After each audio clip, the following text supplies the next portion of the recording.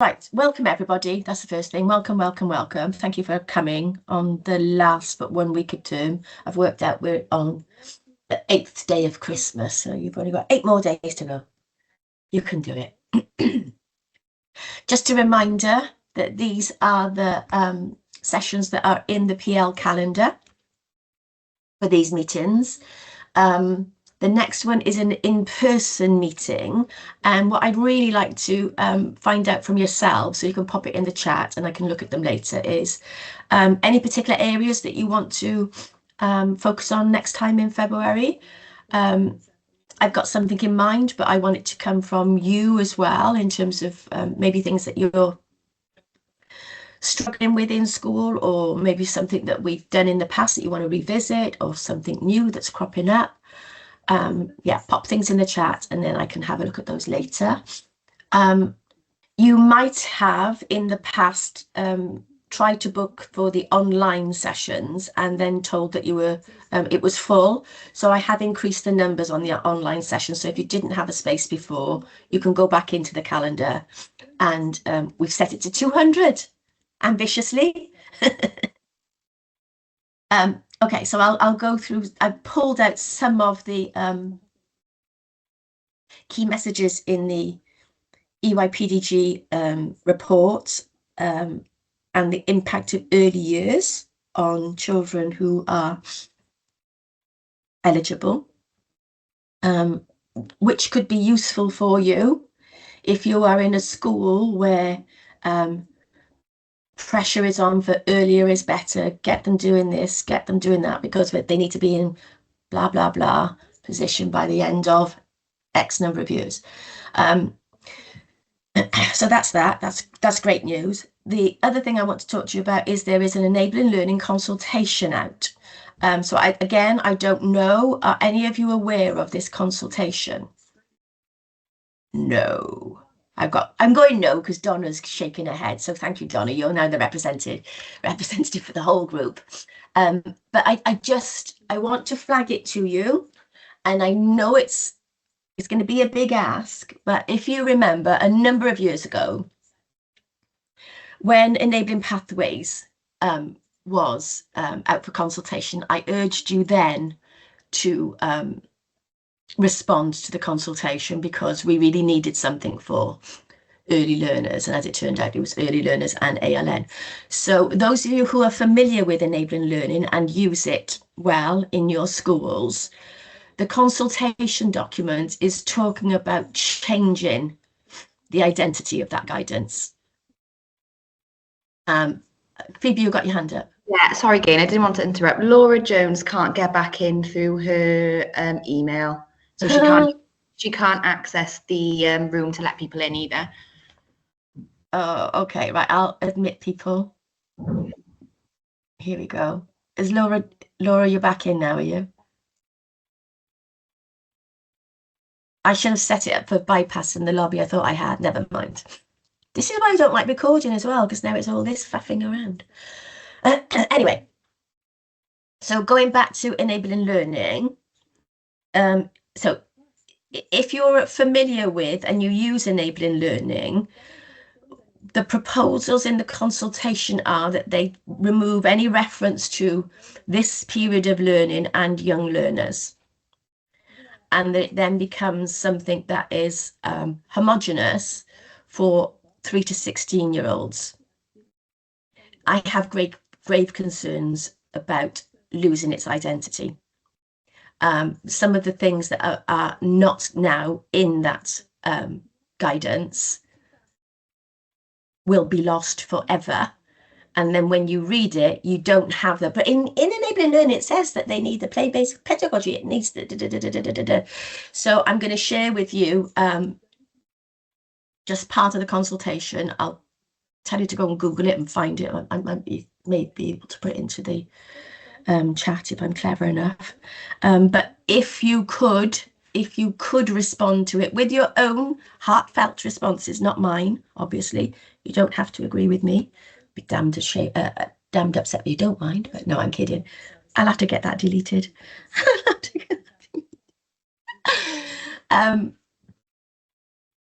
Anyway, yes, there's an enabling learning consultation out. It ends next Friday, the 20th. The thing with the consultation is they don't show you what the original looks like. So if you read it without the original, you cannot really read the impact of it.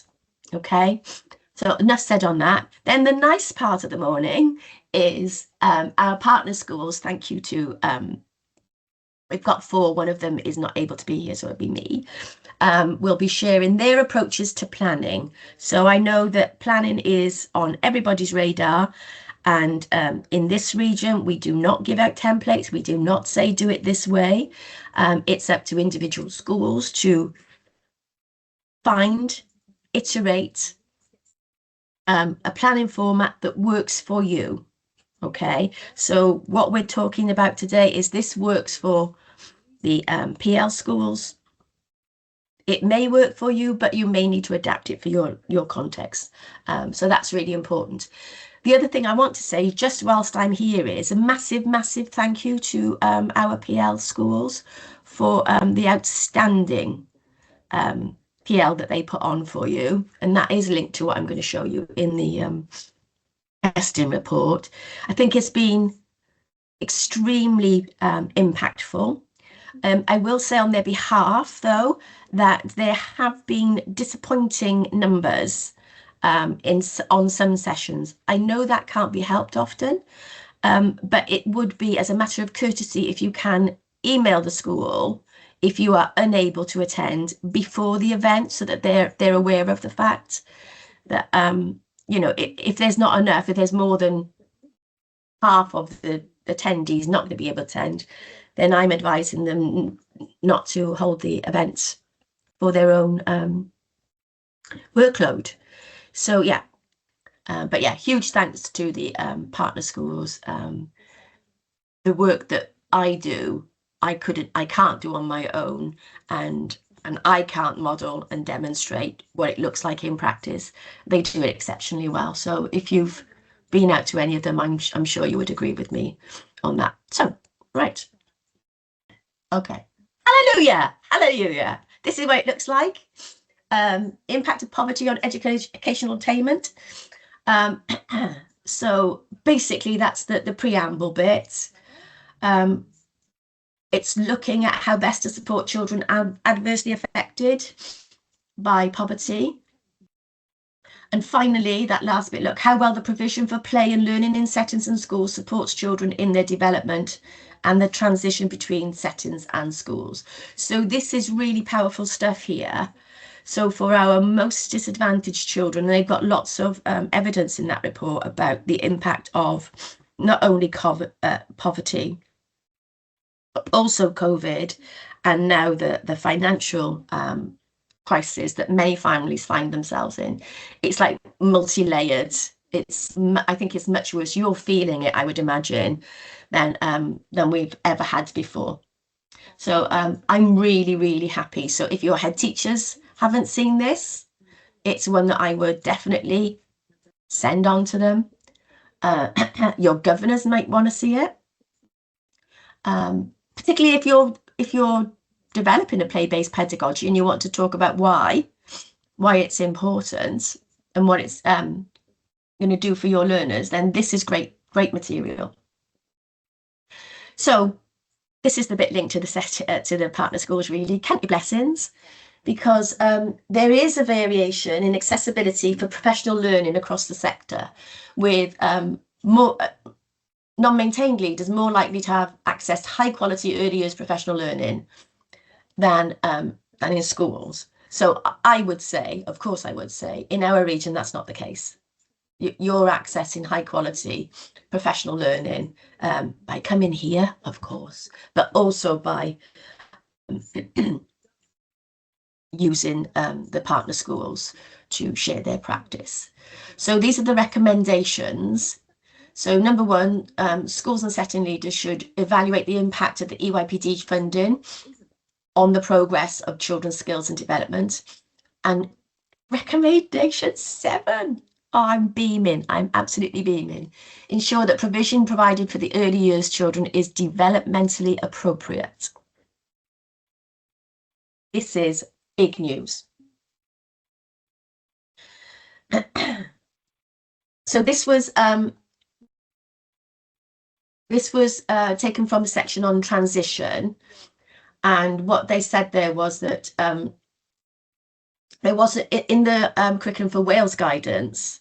There's not a terrible lot of information about transition, but if you use the curriculum for funded non-maintained nursery settings, there's more detail in there about different types of transitions, and ways in which you can make transitions more effective, whether that's during the day, moving up to different classes, or from setting to school. So some really great stuff in there. And I've emboldened it. Although this curriculum was designed for non-maintained nursery settings, it can be used to support development of effective practice in schools. Here it is, Estin, once again, thank you God, saying it's a really good curriculum to use whether you're in a non-maintained setting or a school. This is, honestly, I was so delighted when I read this. Okay, so it says, the strategy identified that child poverty can affect the development of a young child. I've heard this so much in recent years about how children are coming into school and their needs due to lack of experience and or lack of parental knowledge about how best to do the fundamentals. But if children get the right support early, it can help their physical and mental health. That's going to be increasingly important as they get older. And we know that physical health actually leads to cognition. So physical development, I should say, not physical health, leads to cognition and thinking and planning and understanding. So poverty can impact the education experience and outcomes of children. If children living in poverty get the right support at an early stage, it can help their development, improve their outcomes in their physical and emotional well-being.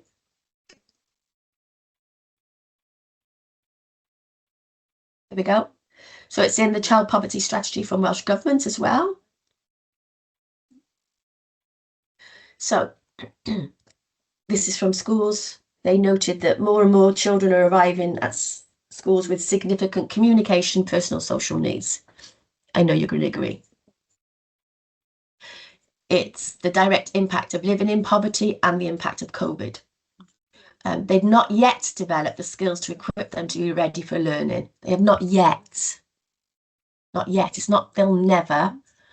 And then through their visits, they considered how well they were addressing those needs through the effectiveness of their learning environment, experiences, and their interactions with adults.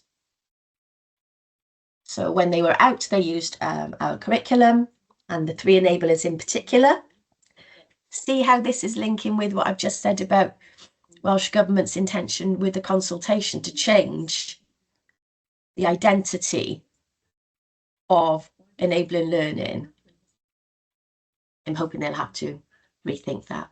And we also examine practitioners' understanding of child development and if they ensured the learning environment reflected this understanding.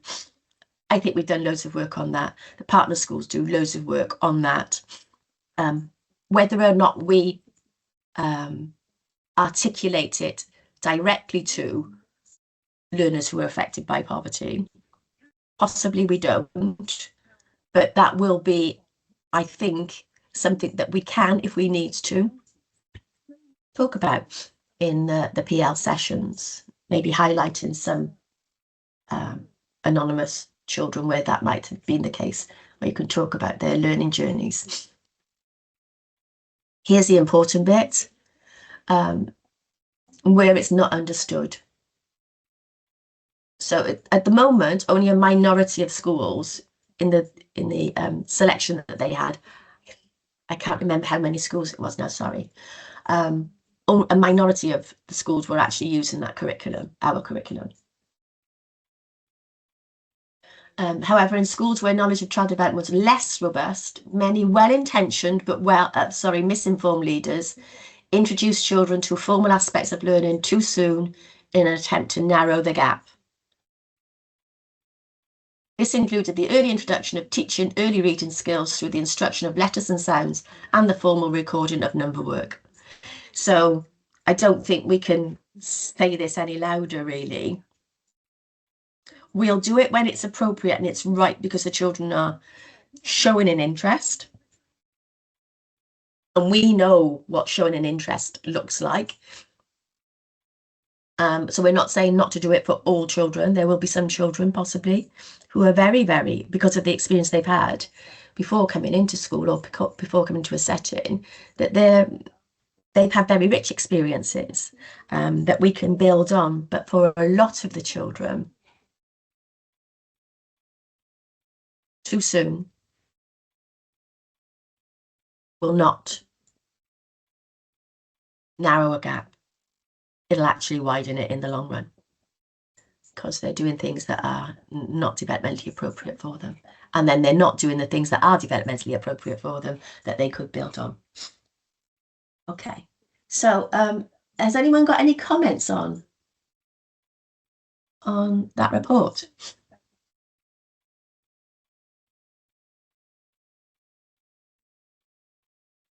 Sorry, Gaynor, is this Natalie from Henguide? Is this report available now, did you say? Yes, yeah, it was published about 2 weeks ago. Published on the 20th, actually, 20th of November. Was that 2 weeks ago? Yeah. Yeah, what's the title of it again? I'll put a link into the chat. Thank you so much. Yeah, it will be on the Estin website as well, but I will put a link in. Good though, isn't it? I love it. Okay, sorry, there's one more slide because I haven't got my thing where I can see what's coming up next. In the cases where the environment was less effective, there were limited resources and play equipment available both indoors and out. And then that lack of resources often led to lower levels of engagement and more challenging behaviour among children. Little opportunity for those children to lead their own learning and exploration through long periods of uninterrupted play. And in those cases, children spent large periods of time involved in adult-led activities.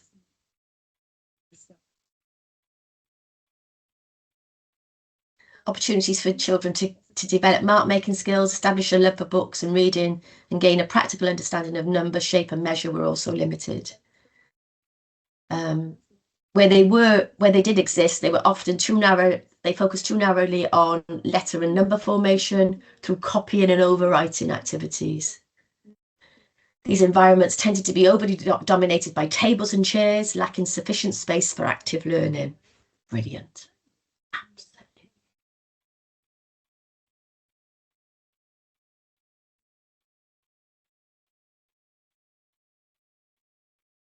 Themes, topics. In many schools, in many school nurseries, although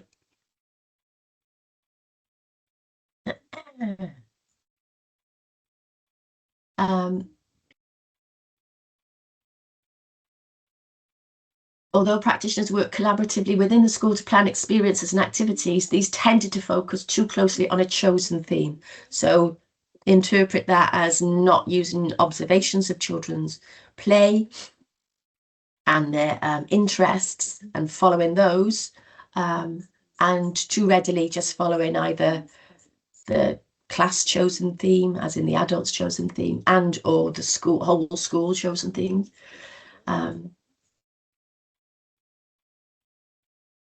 In addition, many practitioners delivered activities and experiences developmentally too high a level due to their focus on the progression steps of the curriculum for Wales. So there's lots of really good stuff in here that not only can you share with your head teachers who need to read it, but also maybe with your colleagues who may have different roles in school, who are asking you to do things that you know are not appropriate for your children. Yeah, I think it's a really good staff meeting read, actually, if I'm honest. Something to really get your teeth into and consider and reflect upon. really good. So moving on.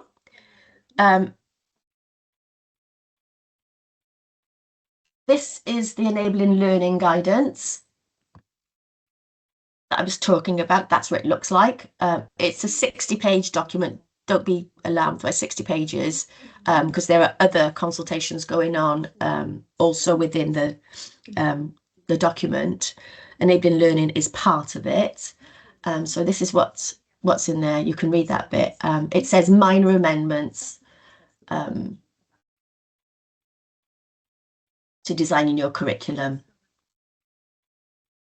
So the last bit, this includes amends the enabling learning section to highlight that it should be used in the planning, designing and implementing of a pedagogically appropriate curriculum for all learners, not just our youngest learners. But as I've said, I've got grave concerns about that. Again, I'll put the link either in the team space or in this chat. I'm just thinking about how I can do that when I'm also presenting. And if any of you can spare the time, because what happens with consultations is it's about the number of responses they get. So if they don't get any responses or very few responses in either positive or negative, then the changes will happen. Those changes will happen, and I'm very concerned about enabling learning changing, given the work that we've done on it, but not even the fact that we've done work on it. It's the fact that it's such a powerful document as it stands currently, and I wonder about watering it down, whether it will lose. I feel like the shipping forecast of those of you who were up around 20 past 5 in the morning, losing its identity. And there's a storm coming, but it's losing its identity. So yeah, there's that. If you can spare the time, please do. Let me try and get here. So these are the schools who are going to be presenting. I'm going to give Phoebe just a couple of minutes to gather her thoughts, maybe. And just again, to reiterate for those of you who weren't here at the beginning, just how massively indebted I am to the partner schools for the work that they do in providing the PL, but also in doing extras for me at very short notice quite often. And this being one of them, really, to just give an insight into how they're approaching their planning. So hopefully, Fee, now the next slide should be yours, and you just do the next slide, please. When you're ready. Thanks, Gaynor. I did just quickly go through the slides. Christmas crazy. My brain's a bit fried, but I've just pulled some slides together about how we kind of get to our planning process. And all I would say is go to the other schools, go and see what they're doing, and go visit your non-maintains, because after working with the non-maintain for about a year now, I have managed to cherry pick something that works really well for us and other schools. So that's how we've learned, and that's how we've managed to get our professional learning to get to this place. So with our planning and observation, we do follow the curriculum for non-maintained nursery settings, and we do this in nursery and reception. But we just kind of use the LNF then to make sure we are covering those children who are ready and the progression steps in reception, because like Gaynor said, it is very much when they're ready, and we need to be acknowledging that and pushing them on when they're ready. So we use observation to inform our planning of experience and environment. Staff support play-based learning very much through the occupations. Often when we were making these changes, we kind of had the question of, okay, so what are the staff going to do? And it's absolutely right what they're doing. They're playing, they're learning through play, and we very much have scheduled our occupations, which I'll talk about a little bit later on now. We've looked at slow pedagogy, so we're not skimming stones anymore. We very much see the seasons as a whole year, and we go with what is out the window and what the children are observing, and that's kind of our board here. Every season we change our board, and the staff just go and write, what are the children seeing, and how can we push this into our learning experiences then? And I kind of just put professional learning for all staff on the end, because that's been a major priority for us over the year. I've been really fortunate to work with the non-maintained and the EAS now and learn quite a lot, but we need to be making sure our LSAs and all staff have the opportunities to go out and see good practice and learn. So I'll always say this, you know, send your LSAs, you know, all to our training events. It's for teachers, it's for LSAs, it's for anyone who wants to come along. And we've got our next set coming up in March. So if you've come along already, feel free to pop your LSAs along too. Gaynor, could you do the next slide, please?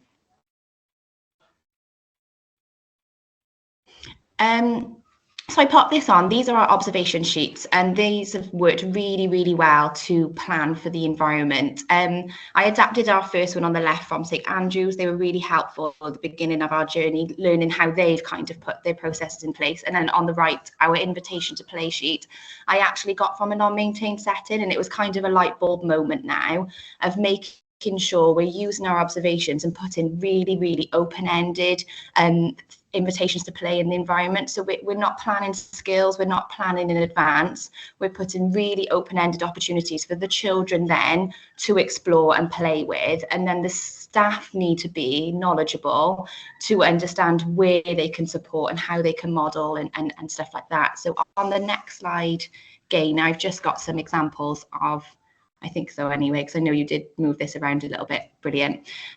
We've just got some examples of our invitations to play then. As you can see, they are first-hand learning experiences. They're through the seasonal context.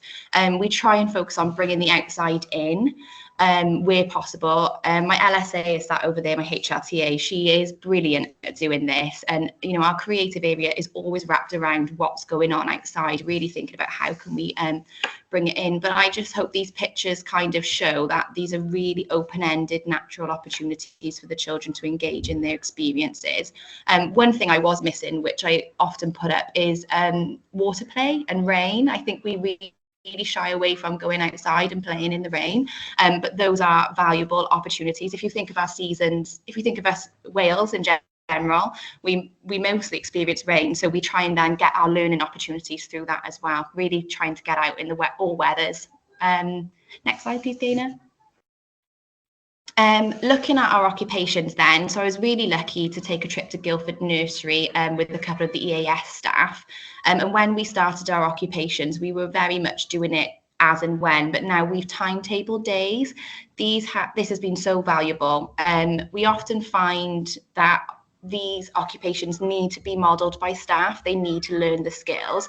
Block play can be very open-ended. That goes on, you know, all the time. But we find when the staff are in these areas and planning it and facilitating it, that's where we get high engagement levels. The children can progress through the skills that they need to learn about sewing and clay.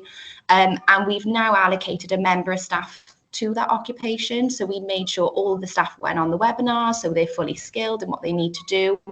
And they've also got, I've just highlighted these in yellow, little occupation books. So I pinched this from Guildford Nursery as well. So the staff are capturing all of these lovely learning stories that are happening in these environments. And then they're able to plan then where to go next, what invitation to do next. So this has really, really strengthened our occupations. And we've also timetabled just community visits, making sure the children, if they are cooking, they're going to get their own resources, they're going to buy and getting out into the community. Next slide, please, Gaynor. So thinking about planning for our experiences as well, if you've come to us before, I have used this example before. You know, we're constantly tuning into what the children are interested in, and I find pumpkins like the best time of year to get loads of authentic opportunities. And we found a little one just chatting about how he has soup at home, how he could maybe use, we could maybe make pumpkin soup. And then this was a really, really good experience that all the children could get involved in. We're quite firm on, you know, if we had a particular child interested in dinosaurs, we wouldn't then overrun our planning with dinosaurs. We would just pop things into the environment to kind of engage that child. But we think about those opportunities that are really relevant and authentic for all learners to get involved with. And what I would say is cooking is one of those. They absolutely love it. And now we facilitate that once a week. We can really see the children engaging, and they've started to bring like their own little recipes in from home, making those links, making that sense of belonging. So that has been brilliant as well. Next slide, Gaynor. Sorry, I'm conscious I'm talking really, really fast. It's weird when you can't really see anyone on the screen. So what works for us? Whenever you come to us, I do say you've got to find what works for us. We're really lucky. Our staff have a dinner duty off. So our TAs have time to write up their observations. You've really got to work within your time frame. So we very much have systems in place now where we can jot down our short observations and group observations. And then on the next slide, I've got an example of our assessments and our learning stories. And so we've worked really hard now on making sure we have allocated time to get these done. So on the left-hand side, I've got an example of an on entry, and on the right-hand side, I've got an example of an exit. And it's dedicated time where the staff are observing the children. And really, if anyone talks about progress, where's the data? I know it's not quantitative data, but that is qualitative data. And if you could read that, you would absolutely see Bobby's journey from where he was in the beginning of the year and the end of the year. So that's been amazing.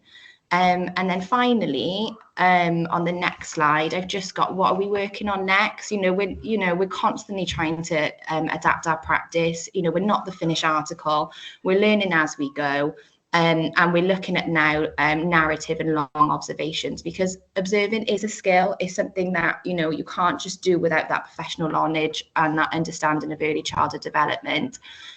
So we're looking at now making sure our long narratives are going through our occupations, but also we've come away from children in nursery doing intentional teaching tasks, so more focused tasks. It's all play-based observation. And the staff now are working on writing up learning stories that capture the children's progression over the year, because we were a bit worried about when we got rid of journals, how would we do that? So it's all online now, it's all through Seesaw, and we're not withdrawing children from play now, we're getting involved in their play. I think that's us, Gaynor. I hope that was okay. It was absolutely fabulous, but I want you to pause for breath, first of all. Okay, sorry. And then what I'd like to do is to invite people to ask you questions now rather than leave it to the end, because there might be something specific. You've given us a lot of information in there, and I do like the way that you talked about the fact that, you've cherry picked things from other people, you've tried it and then revisited and revised it and that kind of thing. So if there's anything of any interest to anybody you want to have a little bit more understanding of, now's your chance to ask Fee. Yeah, thank you. So it's so weird doing this and not being able to see anyone. It's awful. It's awful. Yeah. And I've got my camera off as well, which is even more awful. I could just please somebody, at least that one person, say something to Phoebe. When you moved over to Seesaw, did you sort of have training for all of the staff, or did you just sort of do it as and when? Yeah, so we took the jump in September, and to be honest, it's an ongoing process, and we might go in a couple of months or we've got to change it. But we've just done our first set of, we're calling them capturing me moments. So each child every half term will just have a really lovely long observation, but we'll also link back to their assessment letters, because we're conscious we give them supportive areas, and last year we felt like we kind of left them standalone. So staff have had training, we've sat down with them, and also I'm out of class 2 days a week, so I'm making sure then when they're doing their write-ups, I am allocated in time to kind of sit with them, and then I'm in the hope then I can say, right, over to you now. But again, it comes down to training and making sure they're confident in writing them. Yeah, it's that modelling the language, isn't it, that you want in there as well? That's the main thing we get, is the staff are amazing at picking up observations, but they worry so much about putting it on paper. They say, oh, we haven't got the same language, we haven't. So it's about, giving them that support now to be able to feel confident in what they're doing. Yeah, great, thank you. Thank you for sharing your journey. It's so interesting to hear how you've taken your whole staff along with it. We tend to just send teachers, on these courses, and then they bring everything back. But that was so interesting to hear how you took everybody with you. And I think that we need to, maybe send our TAs out to see other settings, and maybe come and see you in March. That would be brilliant. And for them to see it, it makes such a difference, doesn't it? Yeah, because we expect staff to change without seeing it. And I actually think that's really unfair, because like rightfully so, we've been doing the foundation phase curriculum for all this time. We've been told it's amazing. Now we're changing with the new curriculum. We have to change. Yeah. The children are changing, and it's the right thing to do. We can't expect staff to go. And I understand this now. Yeah. Mm. No, of course. Uh, No, really Mm. interesting. Thank you very much. yeah. Thank you. Thanks for the questions. They're really good ones. And yes, teaching assistants, learning support assistants, whatever you're calling them, they're more than that now. You know, they're integral to the learning and development of your children. So the more that they get professionally developed as well, it can only have a good impact on your children. Definitely. Thank you for that. Can I ask a quick question before we move on? Yeah, who's that? It's Donna. Donna. Go on, Donna. Yeah. I know we talked about this before. We've got quite a lot of agency staff in our school who are absolutely fabulous. I just wouldn't mind a few tips if anybody's got any for, obviously, some of those staff come to training, not all of them do. What do you do in your schools to support the agency staff that come in order to make sure that, you know, we are having that enabling learning going on? Because sometimes we struggle. That is a trickier one. I think it depends on how much the agency staff want to get involved. So we actually have got 2 agency staff who really want to get involved. And when we say we have an 8 o'clock meeting, they'll come in. But then again, I suppose can you find time within the day to kind of talk them through? I understand that is a battle. But sometimes I find as well, the more you include them, the more they feel a part of your team and they want to learn. And it's given them the same opportunities. But I would say, yeah, that is a tricky one. Yeah, thank you. I think it's interesting as well. I have an agency TA, and I said, I need to meet you for your professional development meeting. And she says, I've never had that before. And I thought, well, they should still have targets, shouldn't they? They should still have their professional development, the same as all the other staff. Yeah. So that was interesting having that conversation with her then. What was her targets while she was with us? It is still important, isn't it? Yeah, well, I started doing some meetings before school because there wasn't really anything allocated, and it's the only time we can all get together. And it does seem to have really helped. And we've gone through the learning pathways. We've looked at what we can do to enable learn. It does seem to be helping, like you say, that empowering. But I think you're right. Performance management needs to be something that agency staff have to do. Yeah. Thank you. Phoebe, there's a quick question, then I'm going to move on to Lucy and Ellis. Do you direct the children? I know the answer to this one. Do you direct the children to the occupations or just the staff? I was just about to type, not necessarily, no. So, we have, for woodwork, we do like to make sure like all the children have been through the stages, but if they didn't want to, no, it's up to them. But what I will say is when the staff are there, the children are around, they want to be involved and they want to be taking part in the opportunity. Like when Jo Bell is doing cooking, we've got, although we have got groups to make sure they do join in, all of them are stood like, can I have a go? Can I, so having the staff there we will need to think about it really. Cool, thank you. Jane, I can't help you if you can't see any of the slides. You might have to leave and come back because I'm assuming that everybody else can. And let's, hopefully now this should be Lucy and Ellis. No, it's not. What have I done wrong here? Oh, it's Kath. Kath, are you there? Yeah, I'm here. I wonder why I haven't got Lucy and Ellis next. Sorry, Lucy. This is worrying me now. Go on. Thank you, Kath. Over to you. Yeah. Sorry. Yeah. That's okay. So hi everyone. Yeah, I'm Kath from Nant Park Primary. So similar to Phoebe, just sharing our processes on the use of observations within our setting in our nursery. We've taken this year from September, we've taken from a visit to Risca actually the pathways into our reception class this year, and we're now using that document within nursery and reception. So we're on a journey in our reception class, following on from the practice that we've done in nursery. So we'll have the next slide again now. Oh, sorry, but this is, I don't know what I've done here. It looks like, because this is Lucy and Ellis. I don't know what I've done there, because that was Was that like your last slide? No. That's our first slide.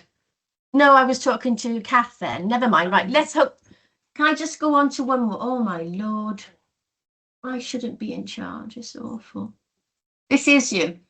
In my head, I knew I had that order. So then when yours popped up, Kath, I was like, what's going on here? That's What okay. have I done?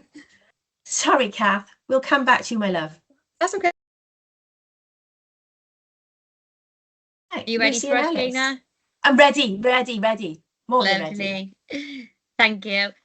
So I'm Ellis, Ellis Desmond from St Andrews Primary, and I've got Lucy Jones on the call with us this morning as well. We're both reception teachers at St Andrews, leading lots of the work that you'll see that we're going to present on now. And Lucy also works for the EAS, looking at non-maintained settings for 2 days a week as well. So we are a little bit of a duo, a little bit of a double act. So both of us will just sort of chip in where we can this morning. We're just going to talk about sort of our observation work and more recently how that's really now feeding into our planning. Lucy was in nursery up until 2 years ago when I nabbed her to be my job share in reception. So she was driving a lot of this already in nursery for us, and then we've sort of driven that now into reception as well. So we've done a lot of looking and not, I wouldn't say training staff, but a lot of, we've just highlighted the importance of observation to all early years staff. We're really lucky. We've got a really sort of tight ship in early years now, and everyone's sort of on board with us. And like Phoebe was saying earlier, it's not just your teachers, it's your teaching assistants as well. You know, we heavily rely on them to be in our environments and things. So what we present this morning is from everyone from early years. It's not just what sort of Lucy and I are doing or have done. So these on the screen this morning, we've just showed sort of our reasons as to why and what we sort of do with observations. We could talk about that, but mainly now how we're utilising it to inform sort of those three enablers as well as our planning and our project.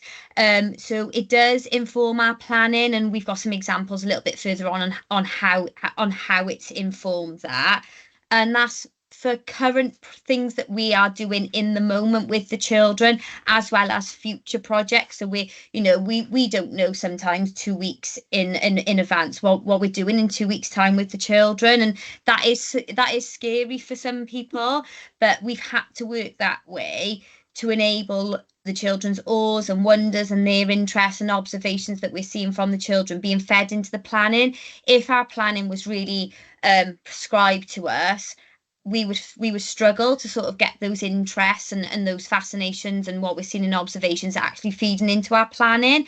So sometimes, in 2 weeks' time, we don't actually know what we're doing in 2 weeks, but that's also quite exciting as well. And then our observations then support us with sort of extending that learning, especially when sort of planning the experiences and environments.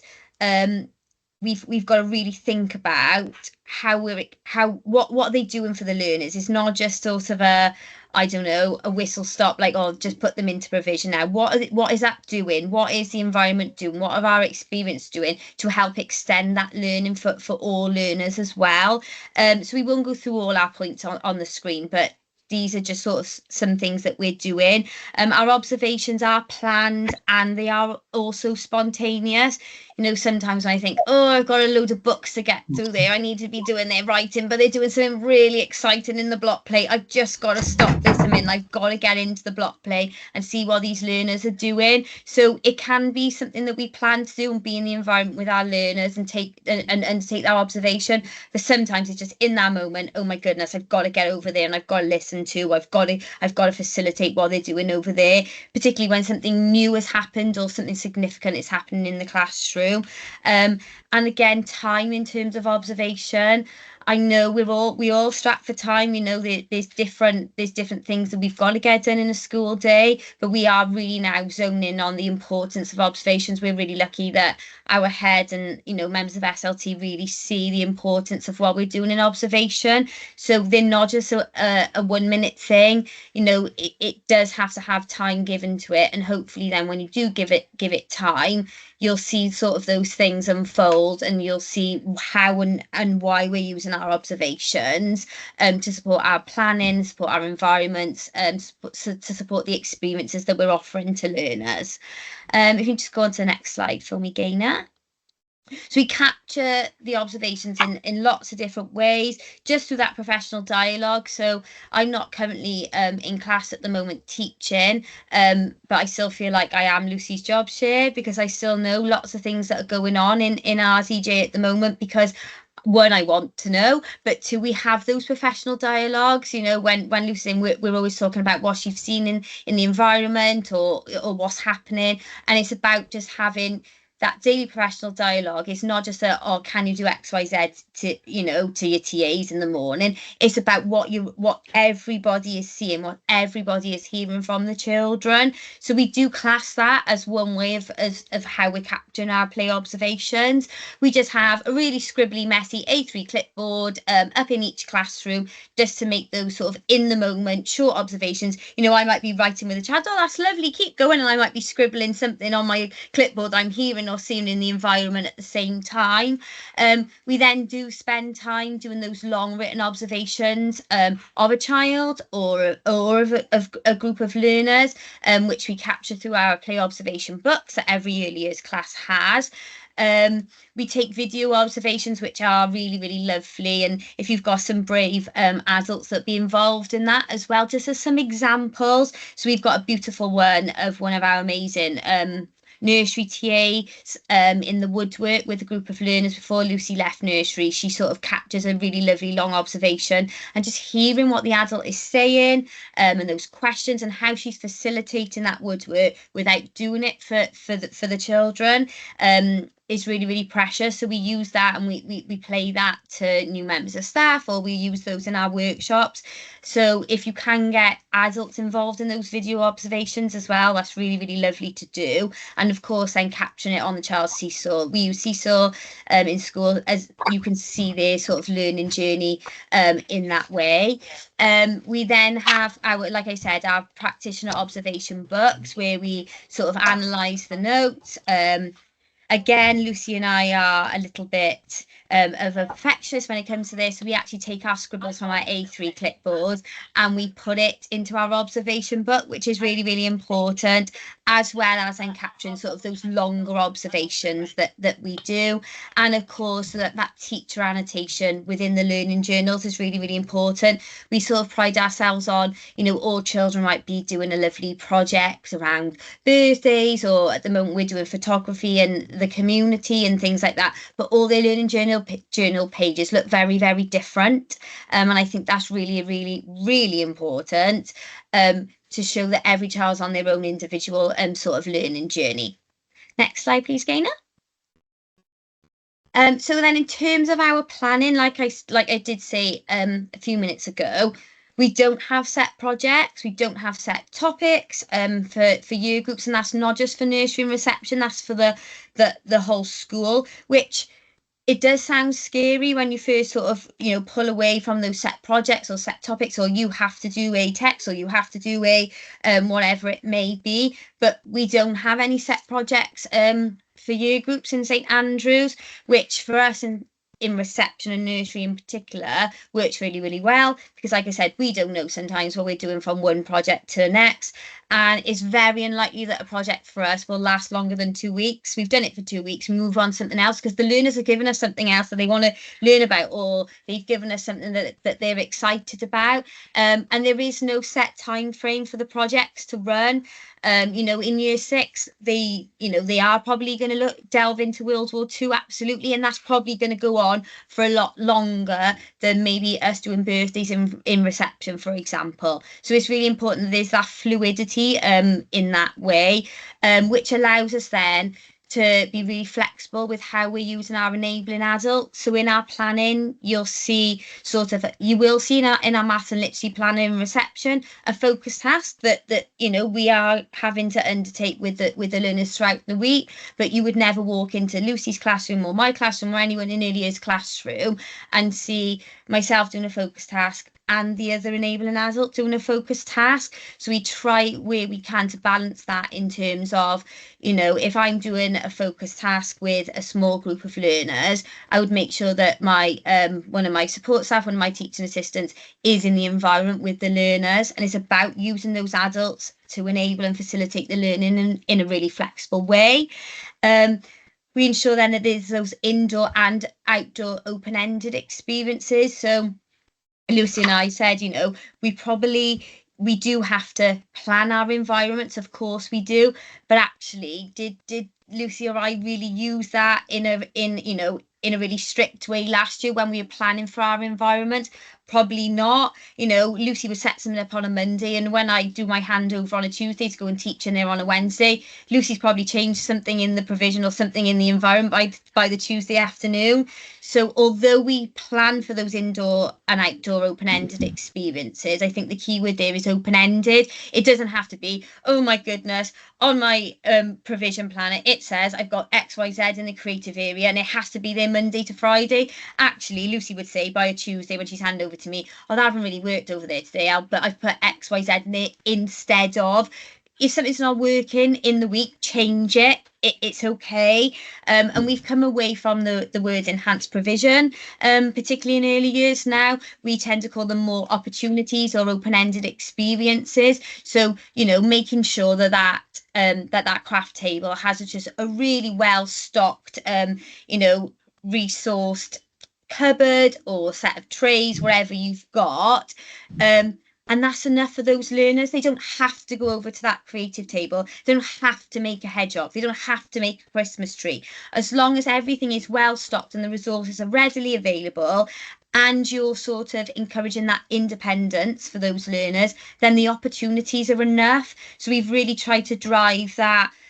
We've got, Lucy and I have been doing this for a long time. We're really lucky. We were three form intake, so we've got 2 other reception teachers with us who maybe are not as confident with that as maybe Lucy and I are. So we have that environment planner as sort of, this is your bread and butter, this is some ideas. However, if you walked into the 3 reception classes in a week, there's not going to be the uniform enhanced provision in each class. Things look different depending on children's interests, how engaged they are, what their interests are as well. So we've tried to drive that, and I think that key word there is fluidity in response to the learners. And Lucy's got a lovely example of that, which she's going to talk about in a minute, in terms of how it looks different in different classes, but actually we're still hitting those same skills. Next slide, I was going to say as well, the enhanced provision planner took a while for some people to move away from it. It wasn't easy. People like to sort of put something in each area, and they felt like they've done their job then, that there's something different in each area. But I think we use our observation book now as our planner because each area is very different. And a lot of questions that come up on our LNS day is about theming your room, and we just say it's not themed at all, really. And I know I'm going to talk a bit about our dragonfly thing later, but it still wasn't you walk in and everything's about dragonflies. We'll like put different things in different areas, linking from observation as and when, like you said, as and when the children need it. Next slide for me, Gaynor, thank you. So these are just some examples of how we've sort of pulled our observations across then into a project or into our planning, if you like. So there's examples there. These are actually 2 different classes in reception. This time last year, children weren't actually talking about Christmas. They were talking about birthdays, and it just went mad. And actually, when we pulled our 3 observation books across the 3 reception classes, when we pulled them together, Lucy and I could see birthdays coming through, probably from from about October, November. We were just dripping little things into our home corner, or, you know, we were talking about the dolly having a birthday and whatever, but we weren't actually driving a project as such on it. And then when we pulled our 3 observation books together and we had a little sift through them all, birthdays was a really, really common theme across all 3 observation books. So we were like, oh my goodness, we absolutely need to do this. So we planned a birthday party. We had a birthday party over 2 weeks, and it dripped through our project planner, as you can see there. I know it's like quite a small screen, but we then, underneath sort of those tasks, so we did a lovely expressive arts, we did a party on a page, for example, underneath then in the red writing, we try where we can to name the children that have inspired our planning and to drive that and who's driven that experience for us, you know, so that the children, and we share this with parents once a fortnight, they can actually see that they're having they're inspiring us, they're encouraging, they're sort of there with us, you know. We write it down on paper what we're planning to do. Actually, the children have done that with us. So we try to write inspired by and who that's been inspired by. But again, you know, not everything has to link. So at the time we were looking at with woodwork, we sort of made sure that we're really lucky that all our children start their woodwork journey in reception, so, in nursery, sorry. So when they come to us in reception, it's already quite embedded. But again, Luce had picked up this time last year, actually they weren't using the screwdrivers and things really well across the year group. So we needed to put that into the planning because that was the skill we were looking at. Did that link to birthday parties? No, but it was one of our Froebelian occupations that we're continuing to drive, but with a bit more of a focus, and that was okay. We weren't pulled up on, oh, your woodwork doesn't link to birthdays, why are you not making a birthday cake in the woodwork, for example. It doesn't have to link. Again, that was us responding to the children in terms of their woodwork skills and sort of where they were at and what we were seeing and what we need to do further to support them. Next slide for me, Gaynor, please. And like I just said, then not everything has to link. So your discrete teaching does link where it can. So that's just an example then of sort of our PE and our Welsh, things that, you know, we do have to teach. But again, we're not scripted in terms of, you know, you have to teach this Welsh at this time of the year and so on. So it would be silly for us at this point when we're doing birthdays not to have done Faint Ydi dy Oeddi, how old are you?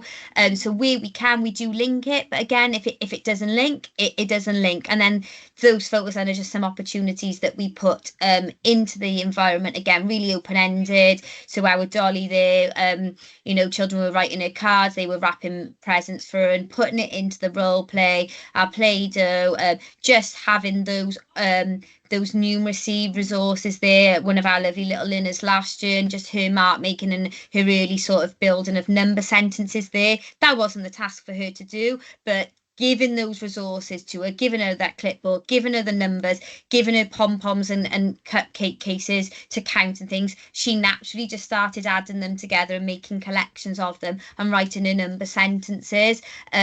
You know, she wasn't told that's what she had to do, but those resources allowed her and encouraged her to sort of do that.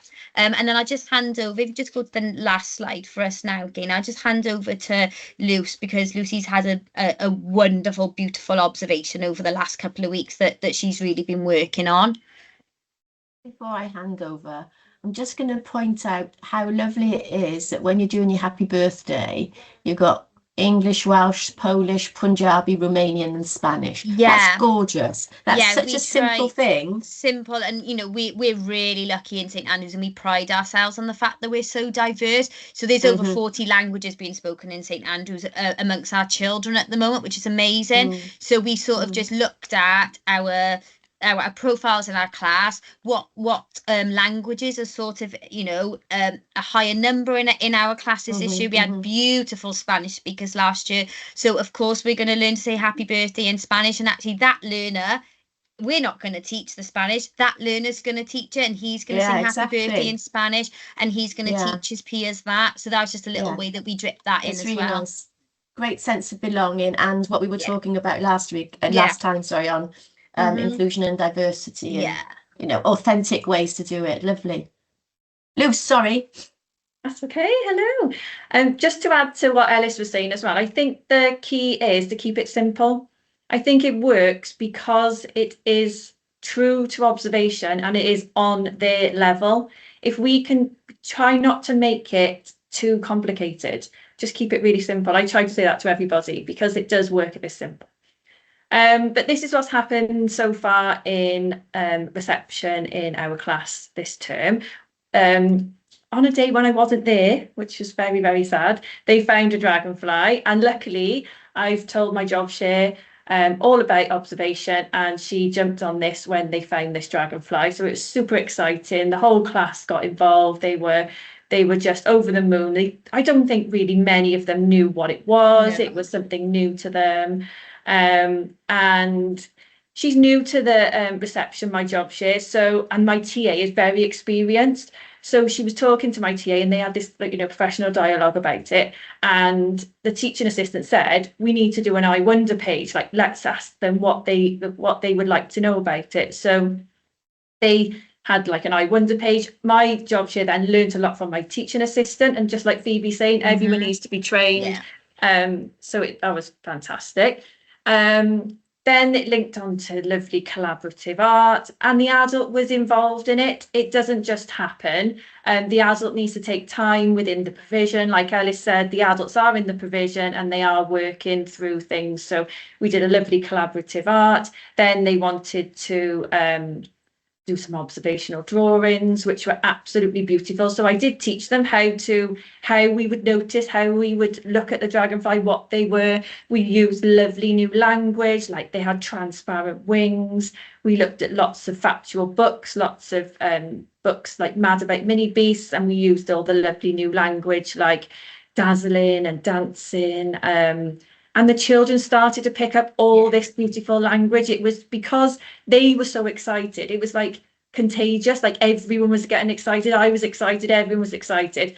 And it was so crazy, just from one dragonfly, that so much learning was happening.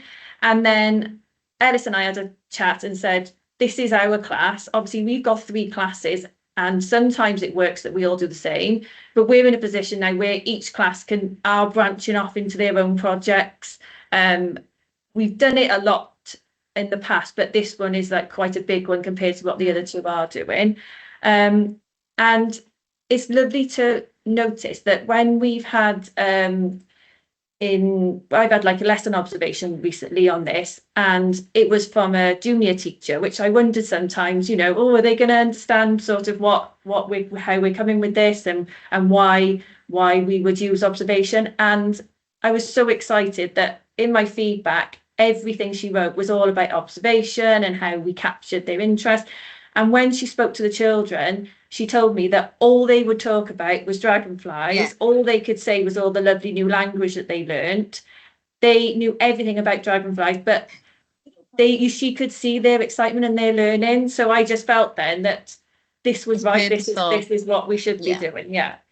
So I just thought I'd share that because it has been very exciting, and it's just an example of how you would use your children's interests and then drive the learning side of things within the classroom.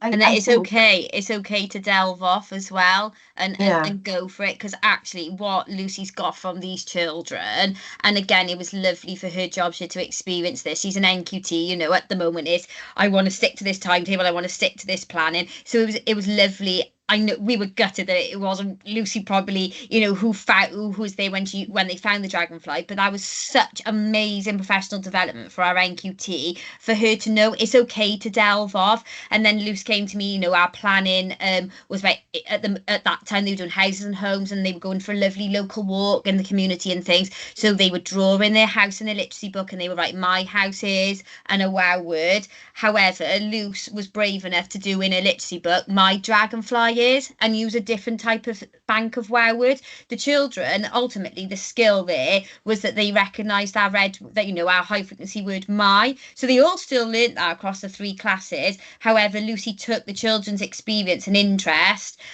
with the dragonfly. So her books still look the same as the other classes. We're still planning alongside each other. They still all learnt those same skills. However, her sort of theme or her stimulus, her encouragement, her inspiration for her planning was around the dragonfly, and that's okay.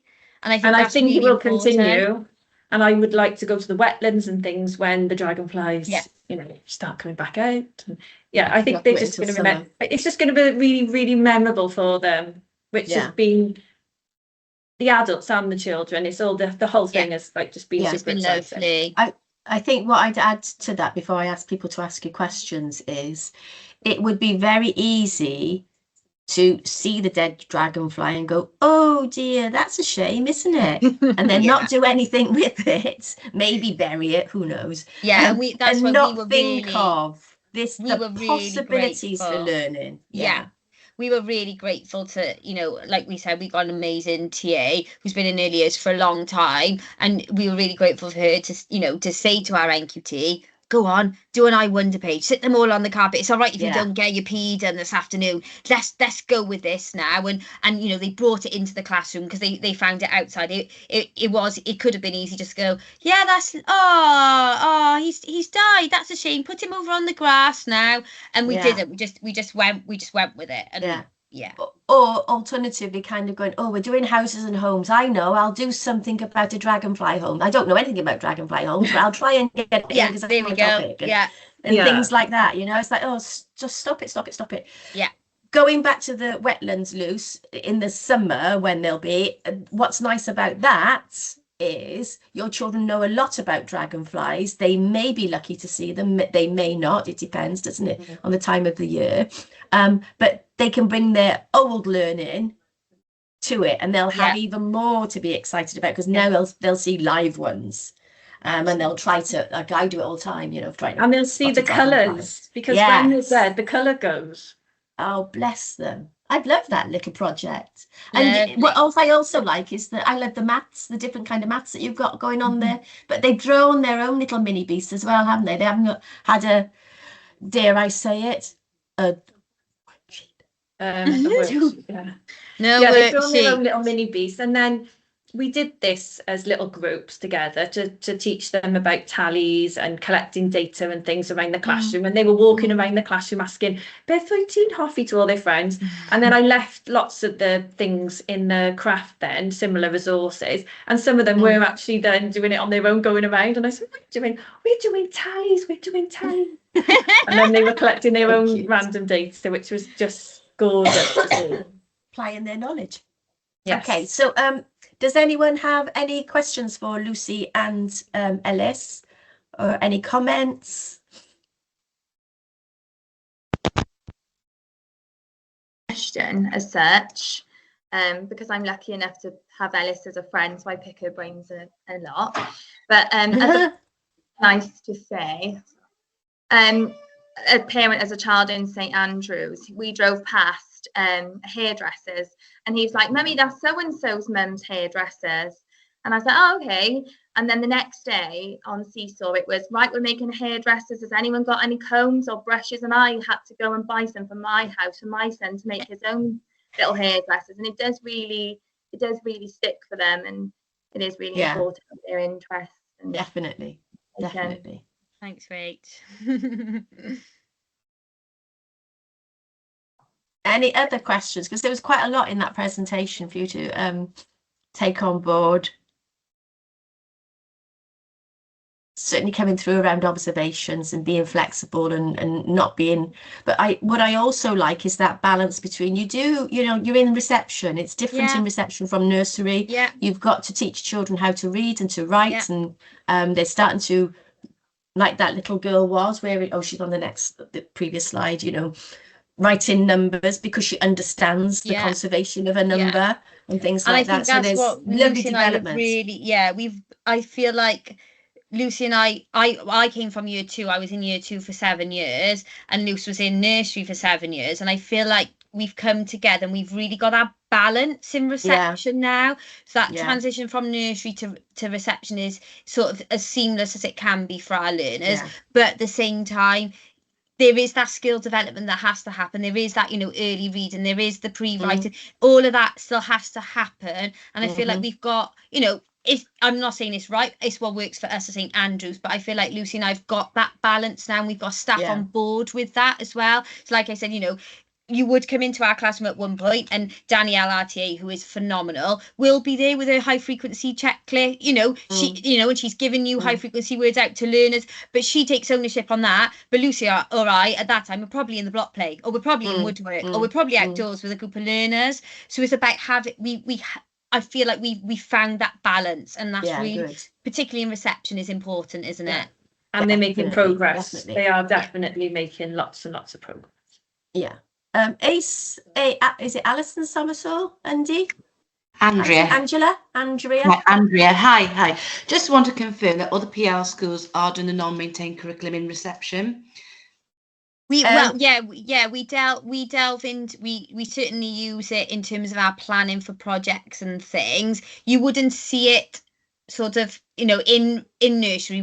We write on there sort of how we're using the non-maintained and things, and it's peppered in our planning. You wouldn't see those words in our planning. However, it's there, it's underpinning it, sort of everything that we're doing in reception. And then having that balance, like I said, then using that more for our experiences and our projects and things, using it certainly for our on entry when the children transition to us in reception. But we will have sort of those progression step, you know, those descriptions and learning and things in the back of our head in reception. Like we said, we sort of use those, and that's how we're sort of balancing that. Yeah. The balance between sort of play and sort of those more focused things. Those, I suppose those photos there sort of show the balance of what we're doing. We're all on a journey, aren't we? Because that's what I was doing last year. Absolutely. I'm nursery, and that's really what I was doing last year, sort of, because we were doing progressives, and I managed to, you know, encourage our senior management team that I was going to. That's good. Doing that now. Now I've let go of the progression steps because, you know, it's hard, isn't it? It is a journey, and that's where I think we're trying to move reception is. You've got to get our balance in reception. Trying to get SMT and reception, everybody on the same page, isn't it? It is a journey. Yeah. So Phoebe's obviously said that she is. I know that Hannah, are you here still? Hannah from Eva Bach?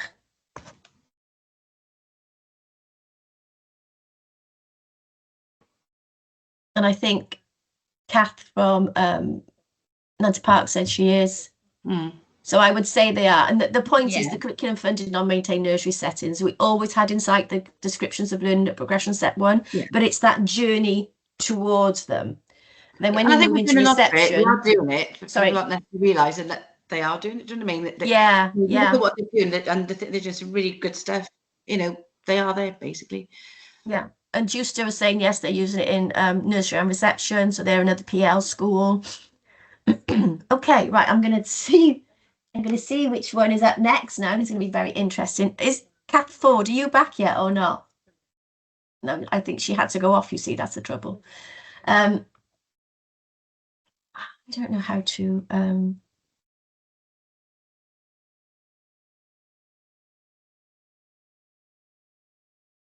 okay, I'm gonna have to do my best, but I haven't got my notes in front of me for Kath. And somehow you know when you share your screen, if I do it like this, so then I can see the notes as well. There we go.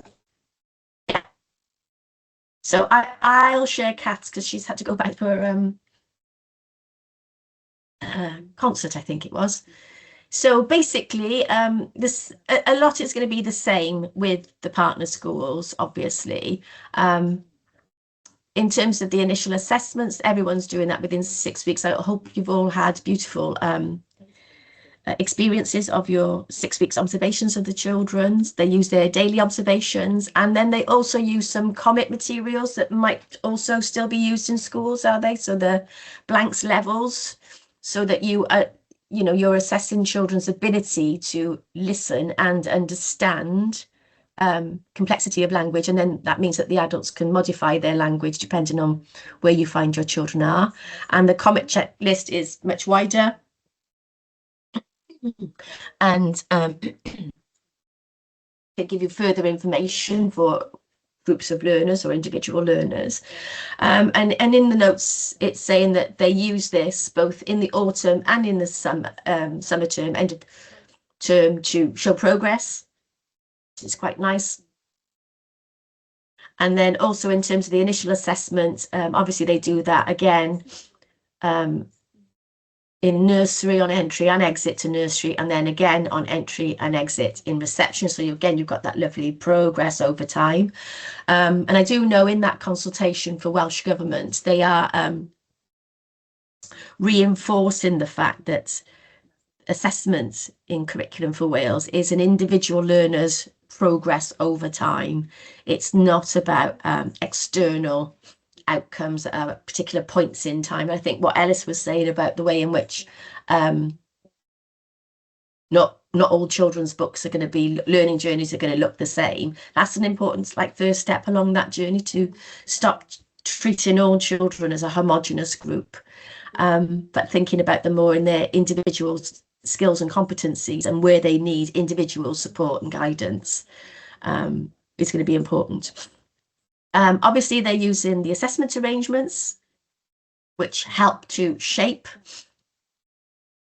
your observations in those first weeks, but don't just use it for those first 6 weeks, obviously. The assessment arrangements have got really strong, powerful messages about observing children's progress over time as well. And I think both the presenters this morning have talked about the fact that revisiting and going over and reminding, and particularly with observations and how they're written,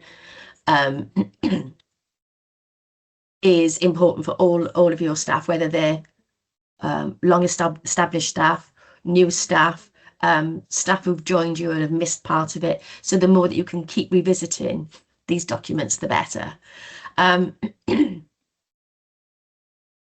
So she's just saying everything is done through observations. They do use the statements from the assessment guidance to support their observations. And I think that's quite an important first step. So when we wrote those statements in the assessment guidance, I think you'll remember when I first introduced them, we talked about why we took out the word well. You know, how well do they do this? How well do they, I can't even think of something now, but we're not making a judgment about how well to focus on an individual learner's journey. It's how do they, and that's is one word, but it makes a massive impact in terms of how you're observing children and how you're assessing their progress and their development.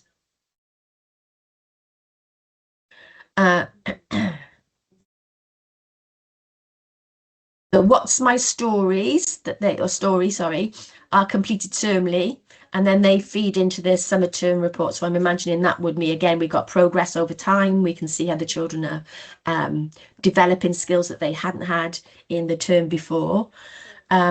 She says here that she uses the Tide 360 program. I don't know enough about that. And if Kath was here, maybe she could give a little bit more information on that. Apparently there's a developmental pathway area of this. I would like to see what that is, because it sounds like a tracking program. Okay, let's have a look. Next one. I'm sorry, I'm not doing a good enough job on this because Kath's not here to really expand on it. This is the midterm planning for nursery and reception.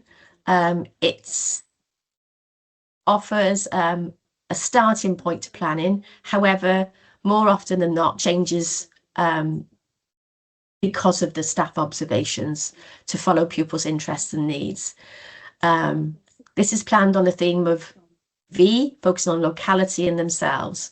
Seasons and celebrations link purposely onto this planning. And then opportunities are seized through cohorts of pupils or children.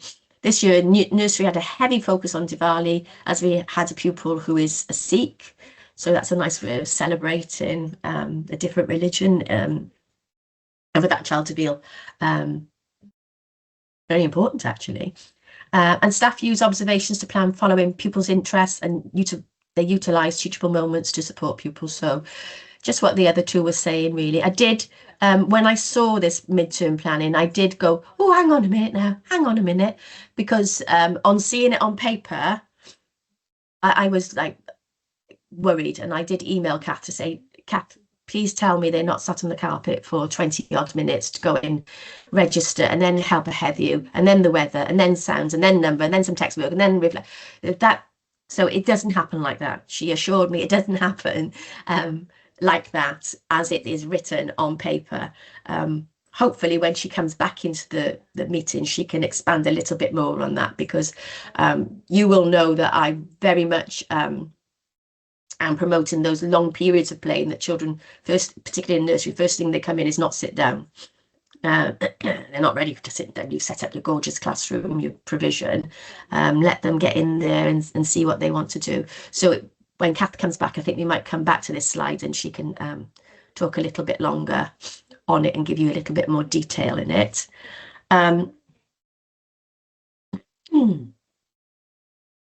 So what they do, particularly in nursery, is ensure that the children aren't overwhelmed with all of the provision and what to do in all of the provision. And we've got here ways in which to introduce those areas of provision, whether that's showing them how to, on that one it says to press the pumps, for the paint pumps, to get a small amount of paint out. I mean, you can see that some children are going to get that very quickly. Other children might take an awful long time to work out how to not pump it and pump it and pump it, or to press a little bit harder on the pump to get some paint out. And maybe not too many colours as well to begin with. There's all sorts of ways in which you can do this in a really measured and considered way, actually. Because sometimes I do get some comments around, oh, you know, the thing is I put everything out and then they just trash it. They trash it. And it might be that they're overwhelmed, particularly when they've never had all of these resources in front of them, and we've moved away from maybe traditional resources that we would have had in there before, or not even traditional, but I'm talking about plastic toys and or toys of any description. And now there are far more open-ended resources and loose parts. They're not going to be familiar with them, so they will need some, I don't like the word training, I'm trying to think of a different word, modelling, to use those areas of provision in effective ways. So they've got family group times, obviously, and I'm assuming that everybody has that. They call their family group times intentional teaching, so not focused tasks, but trying to move away from the language of foundation phase into thinking about what we are doing intentionally to teach children. And again, I'm going to maybe draw on Kath to come back and talk about this in more detail. I'm not fully conversant in it to be able to wing it. Yeah, I'll move on. But look, it says this weekly planning. Let me read your notes. Planning in nursery reception. So the intentional teaching tasks planned by the staff follow midterm or the use of their maybe it's a midterm review or use of the observations. This is weekly planning and very flexible. The role of the adult is also planned and shared with staff so that they know what they're doing, a little bit like, I'm guessing, like Phoebe's timetable of where they are in which occupation. Provocations with the environment are also planned to support and consolidate learning across the environment with the skills highlight. Okay, so I'm assuming that Kath has done some work with her team on trying to change that language. Again, it sounds like a very small thing, but it's a very big thing. And it's because if you remember when I talked about why we changed the language from focused, enhanced and continuous provision, it was because of the way in which that had got skewed to be the focus tasks being the most important thing that teachers planned, and then they planned to enhance their focus tasks within the within the continuous provision, and everything got skewed. And then that's when the true adults were stuck on tables all day doing the focus tasks, and children were in the provision but not really. Their learning wasn't being enhanced by having an adult in there to support their learning and development. So it's really important that we try to, as much as possible, use the new language of enabling adults who enable learning, and that can enable learning anywhere, and that might be planned to enable, or it might be in the moment enabling. The engaging experiences come back to you planning experiences that you think will engage the learners, and happy days if it does. And if it doesn't, then you need to think about why it doesn't. And then the last bit, obviously, is the effective environments. And again, that is how well is your environment supporting learners to learn and develop and find out for themselves. So a lot of independence is linked to the efficacy of the environments in particular. I'm not going to take, I think that's her last slide. I'm not going to take, oh no, here's one more, sorry. So in the areas of provision, they have these, which probably support adults, not the children, to think about what might be happening, what skills and knowledge and experiences might be happening into the areas of provision. There's some vocabulary that they might use in there, and this might be helpful for some of your TAs who are less confident, actually, and what happens in here, what should I be doing, how should I interact? There's Welsh in there as well. I'm assuming those are pulled from the developmental pathway statements to show, particularly block play. Block play is going to cover all of the developmental pathways. And that's really to show that the holistic development of the children and your areas of provision that provide holistic development. So we've got a brief rationale of area vocabulary that we encourage in the area, and that looks like now it's all going all the way up to progression step 1 and 2, which is interesting. Okay. Oh, it's me again. Right. I might stop for a minute, I think. And what I'm going to do just for a minute is let's stop sharing for a minute. And if you could put your cameras back on, I've got Blackwoods coming up, but I'm hoping that if we have a little chat now, we've got half an hour, I can share Blackwoods and maybe Kath will be back. So first of all, I'm hoping you found those presentations inspiring and maybe thought-provoking, but also maybe, hopefully,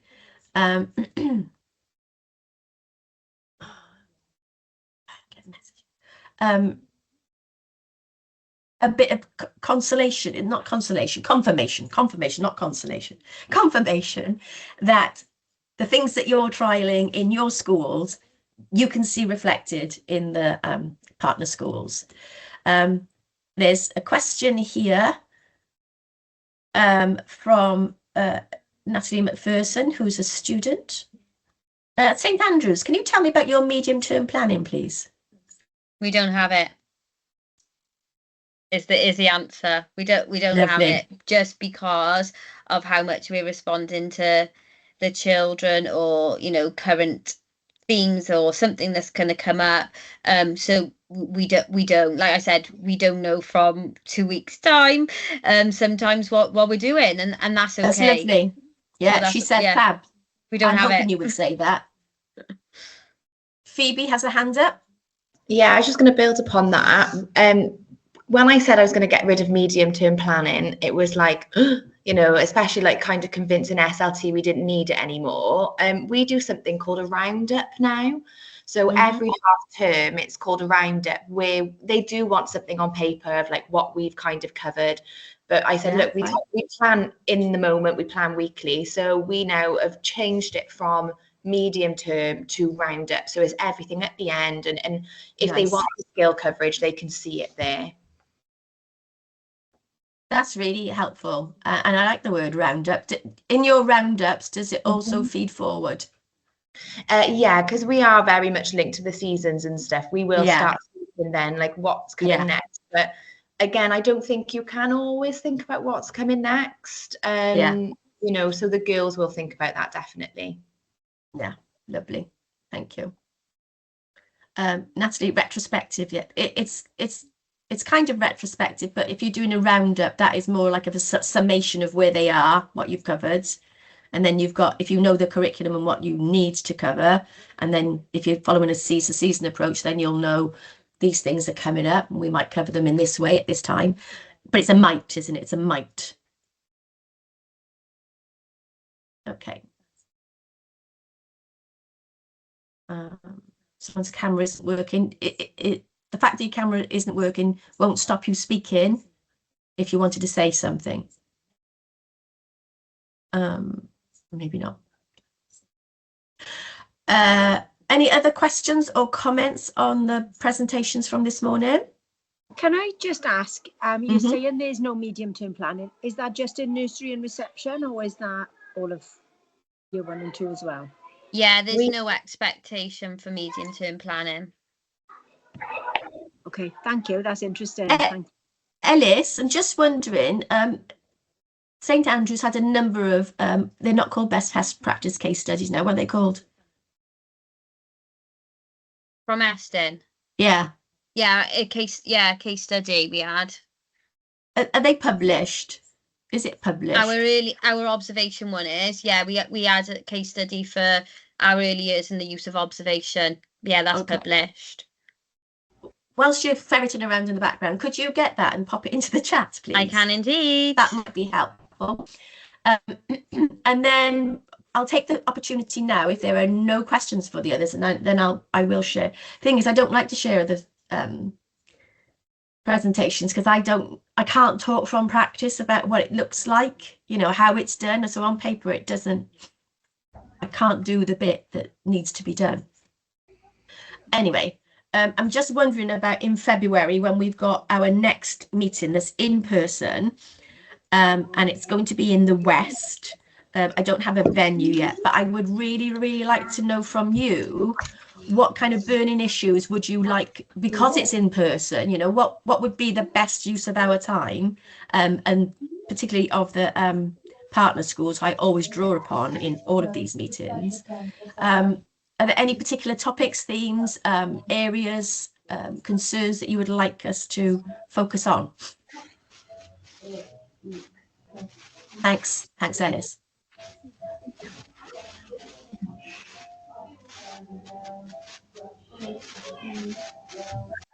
For Allway, it's and I know this might not suit everyone, but it's where the resources come from, where the training comes from. There seems to be lots of high quality resources in the partner schools. Just wondering where, you know, where does that build up of lovely things come from? I could probably answer that now. Yeah, there's lots of natural resources I can see. And I think the training is a big thing for our staff, is knowing how to use it purposefully. Yeah. I think what you'll find with lots of the partner schools is that they are using a lot of the Frobel Trust resources. And that is all free. And there are webinars, and there are pamphlets, and there are videos recorded, so you can go back and look at things, so you can use them in staff meetings. A lot of the resources will probably be a range of, sorry, this is going nuts. High quality ones will come from community playthings. They'll cost a lot of money, but they'll last a long time.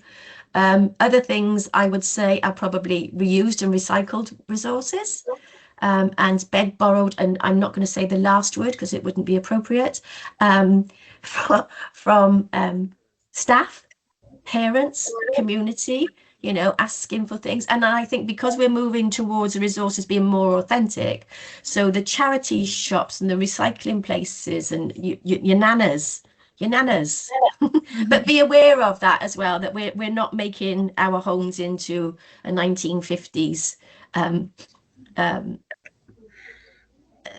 what's it called, living room, where the children might not be as familiar. Although having said that, I did see children on a very old phone yesterday, and they knew exactly what to do with it, exactly like that, even though that we don't have them now. I love the fact they just still put it to their ear and start chatting with each other.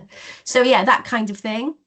So some is going to be found and easy, and loose parts in particular. The more that you have open-ended resources, the more children can do more things with them because they're open-ended to be other things.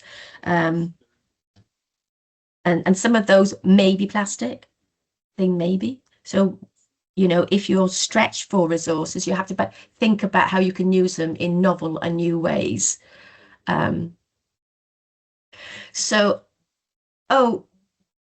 Leanne, I would be, sorry, I stopped talking now, Rachel. I've finished on that one. Let me just look at the comments. Beth going through approaches in year 1 and 2. Yes. Thank you, Phoebe, for putting those in. The occupations, I've been working with Sue Jones in the maths team on developing something for progression in the occupations. I have sent it, Leanne, you've had a copy of that because I've sent it to all the lead school, partner schools. And that might be something that myself and the partner schools start to look at so that we can maybe make something nice and pretty that has some photographic examples of those stages in. I do think we do need to look at what does this look like, this approach look like in year 1 and year 2. And basically it's going to look the same, except the children are obviously they're 5, 6 and 7. So we're going to see more things in books. But then what I want to see in the books really is the authenticity of what's going in the books as well. So we're carrying along that authentic approach to learning as much as possible. Thinking about, let's take the theme of the birthdays. You could do birthdays, and I'm not saying now everyone does birthdays, but the birthday thing could have been done in a year 1 class or a year 2 class, or indeed a year 6 class. That, you know, you take it to the level of where the children are. Kate, I think maybe go on, if you if the courses are saying they're full, go on to the waiting list, because often then people can't make it. And also if you have, I know lots of people do this now, they book their places at the beginning of the year and then they don't turn up. So if you know you're not going to be able to turn up, be aware that there are people on waiting lists. So be kind and let business support know that you can't attend.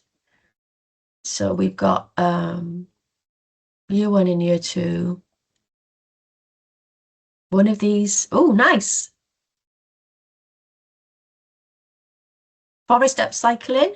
One of these in Chepstow and Cwmbran. Maybe for you, Rachel. Offers discount and free items for teachers.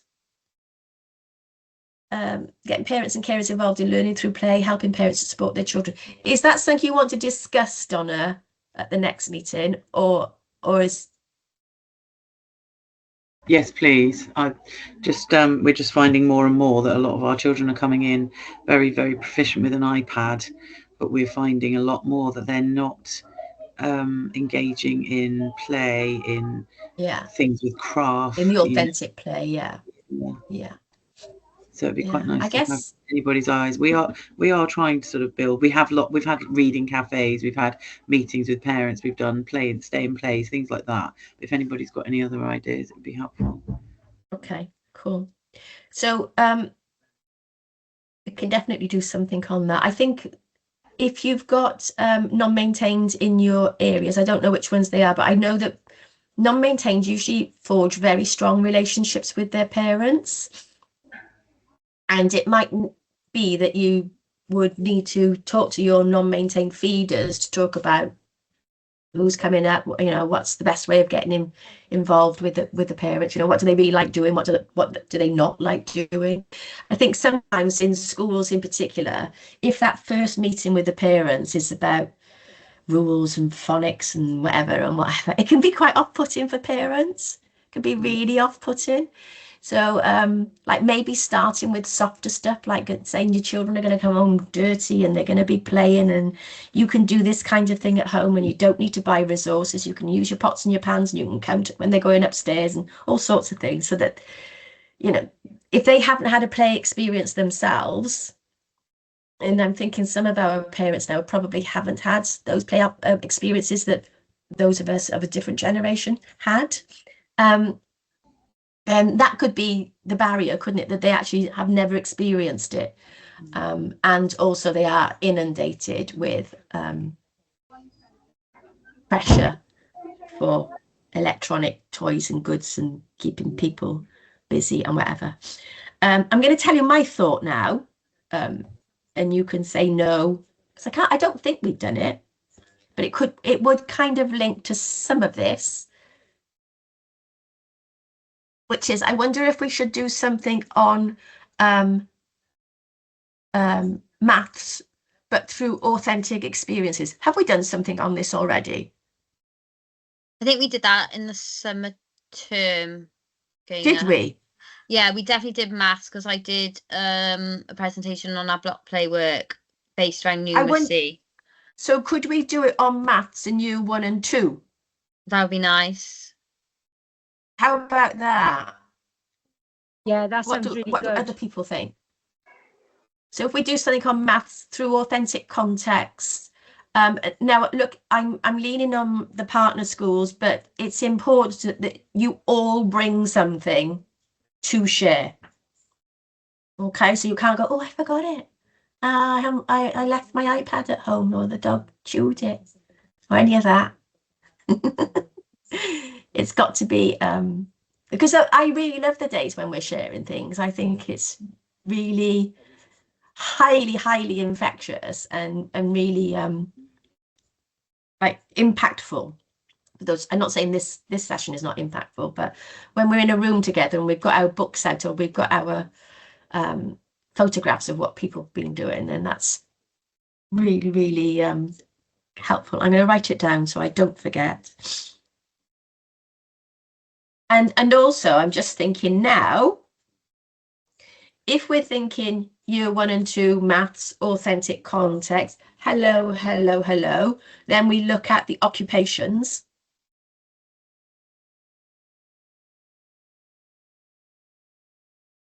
So if I was writing that down, I go, right, we'd definitely be doing something on cooking.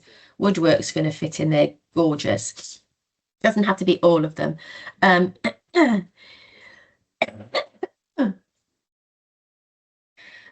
Could we get something on sewing and weaving? Yeah, we probably could. Let me think about that. Obviously, blocks fits with everything all of the time, but we need to think about how what it looks like in year 1 and year 2. Gardening. Yeah, any more? That's a clay. Make me no, don't stretch it, Gaynor. Don't try and make tenuous links when they don't link. Definitely don't do that. All right, we'll have a think about that, I think. I feel bad that I haven't Kath Ford, have you come back into this meeting at all? I don't think she has yet. Okay, I'm going to share Blackwood, because I'll feel bad if I haven't shared it. But I apologize for the fact that I don't know. Oh, what's this doing now? Can you see it? Yeah. Yeah. All right, let's try and move it along. So what does planning process look like in the early years? So again, it's focused on early years. So obviously modeling by enabling adults. The quality of the interactions is really important.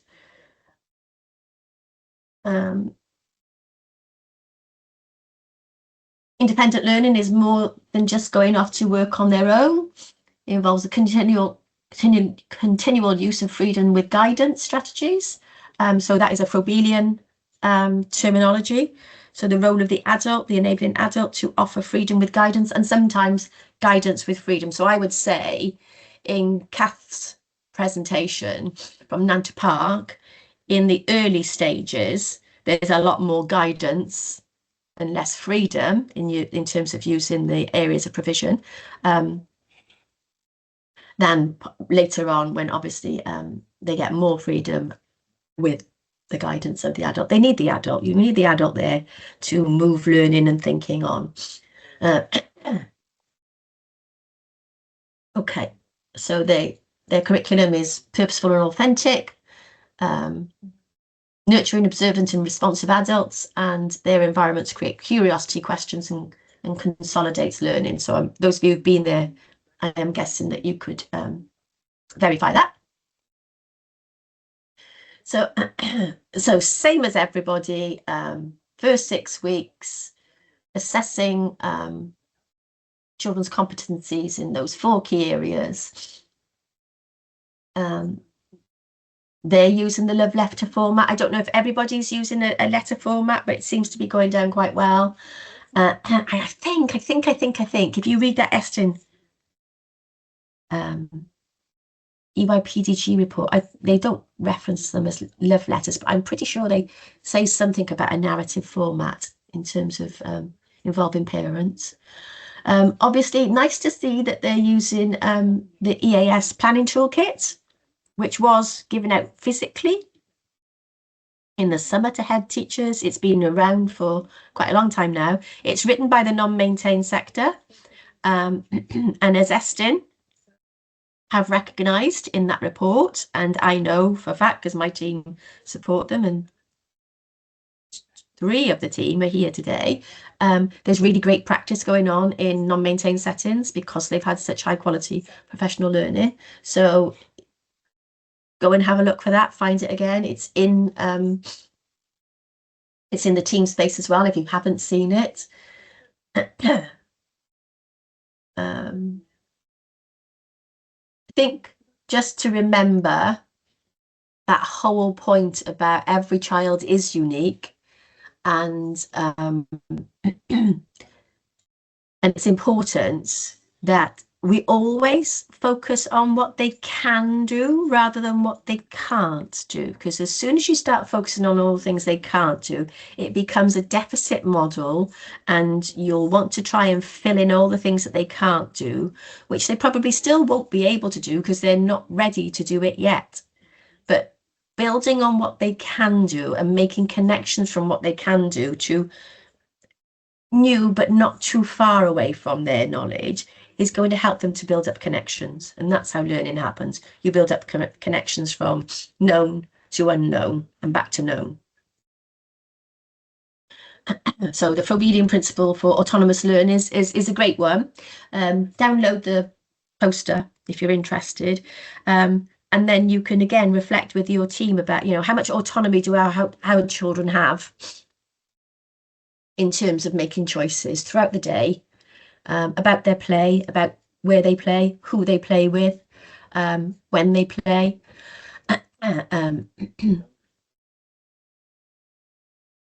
Are they strictly bound by groupings, or do they have that autonomy to make choices?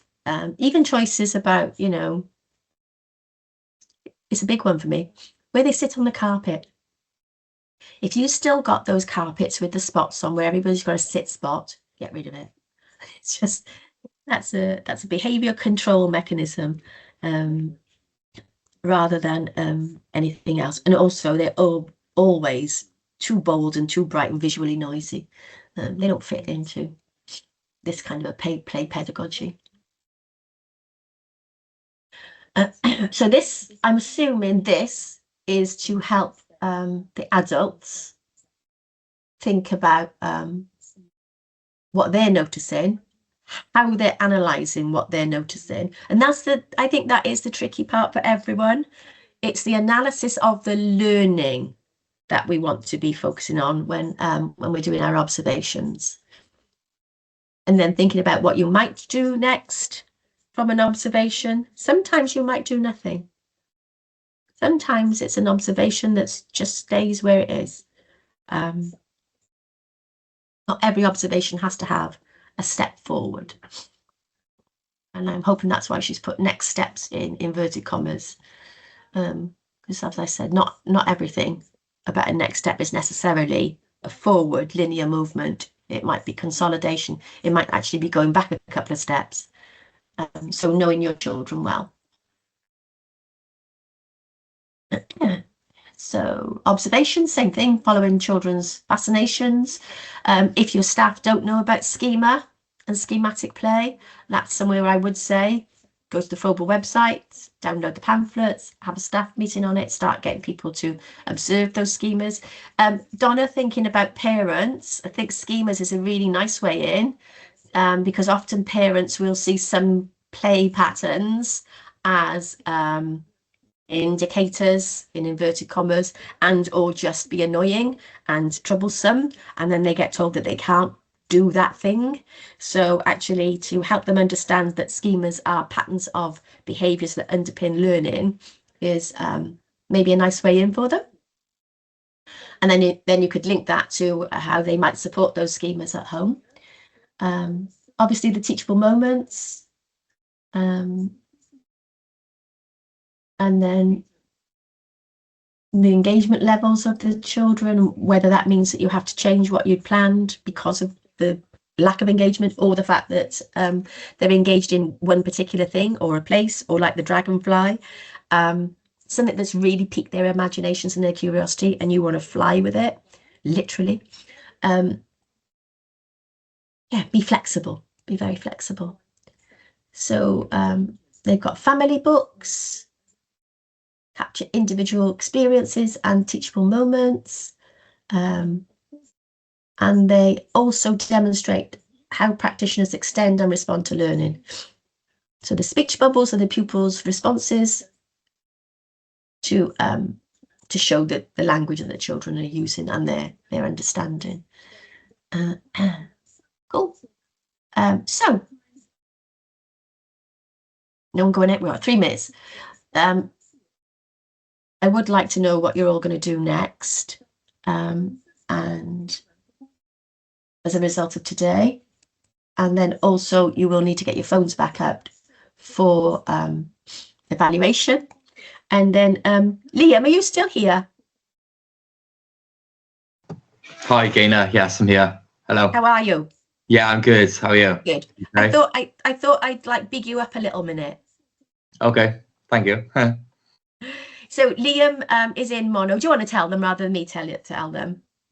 Do you know what I'm talking about? Yeah, is that what I emailed you about? Yeah. Yeah. So I'm my name's Liam. I'm a reception teacher at Mono Primary School. Excitedly, I've been asked to go on to the Frobel Trust podcast, which is next Wednesday.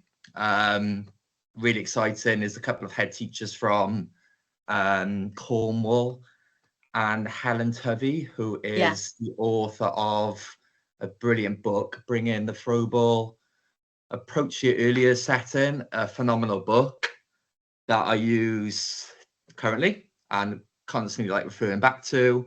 So yeah, really exciting. The main focus is like creating enabling environments basically for young children to learn and play. So yeah, bit nervous about it, but please give it a listen. It's going to be published in like January time, so end of Jan. So yeah, I'm so excited. I am so excited. Yeah. Thank you. It's really, really great. I'm just going to find Helen Tovey's book, and now I can't put my hand on it in my very untidy. Yeah, incredible book. It's amazing. Room. Yeah, it's such a lovely book because it's really easy to read, but it's packed full of just insightful bits, isn't it? How have I put that now? That's very annoying. Okay. Anyone want to share their commitment to act as of today, from today's session? Tumbleweed moment again. Come on. We've had a lot of success with our year 1 class doing the occupations. It's been brilliant. We've got a very creative little bunch, and they've thoroughly enjoyed using the occupations. Probably more with adults there, but like you say, it's been really lovely. So we'll carry that on, and I'm going to encourage year 2 to do the same, and then look at more observations. I think we need to be doing more observations and recording them. Thanks, Donna. What occupations in particular? Sewing, they've absolutely loved sewing. They've loved clay. They've loved. We've been doing woodwork, but we've put more emphasis on doing it and making sure it's done more regularly, because we had a parent coming in and they couldn't do it, so we've now sort of made it more a priority. I've loved doing it with them as well. So yeah, they're so incredible what they do. That's really cool. I really liked and I didn't know this, because I haven't been up for such a long time, the way in which you're now organising those occupations so that they're on offer, but there's an adult there. And that timetabling is really a good idea, I think. And the staff absolutely love it as well. Yeah. I've got staff that were NNEB, so they're just so skilled. I bet. And you just say, right, here's the stuff. Would you see what you want to do? And they absolutely love it. The conversations we're having, and the communication and the social skills that we're helping them with as well, which is fab. Thank you, Donna. Thank you. Any more commitments to ACT from this morning? Everyone's going to be listening to you. I've got a few here. I've got to respond to the consultation document. Thank God for that, one of you. Right, we need a few more. Yeah, definitely. Look closely at progression and resourcing for the occupations right throughout the school. Yeah. I know when I visited, I'm sure it was St Andrews, and just seeing how that goes from nursery up to year 6, amazing. And ensuring there's more PL support for our support staff. Yeah, good. Get them out as well. That would be really. They're your backbone, aren't they, support staff? Without a doubt, and we really do have such quality in the school, and it's given them those opportunities as well. Definitely, yeah. Cool. Anyone else got commitment to ACT? And many of you are going to promise me you're going to respond to that consultation. I'll send you the notes. No, I won't. I already have, Gaynor. Good girl. What? Not today? Yeah, well, I've been here like this, making notes. Yeah, all done. She's so fast. Have you all done your registration, your evaluation, Judah? Thank you. Oh, Kate, Kate, do you want to come off? Can you come off mute and speak, or is it you got a problem with your microphone? Hello. No, I'm okay. Can you hear me? Yeah, go on. No. Ask your question. Yeah, I really I went to RISCA recently, and really excited by what I saw with the occupations. So I'm just thinking how I can bring that into our school. But I was just wondering how, if anybody is currently doing this in a small school. I only have, it's just myself, my reception pupils in the afternoon, for example, because we have a lot of ALM pupils, which our TAs work with. So I was just wondering if anybody could share any light on how they've kind of implemented that in their class with the limited support, then to kind of run it, you know, how it looks in their school.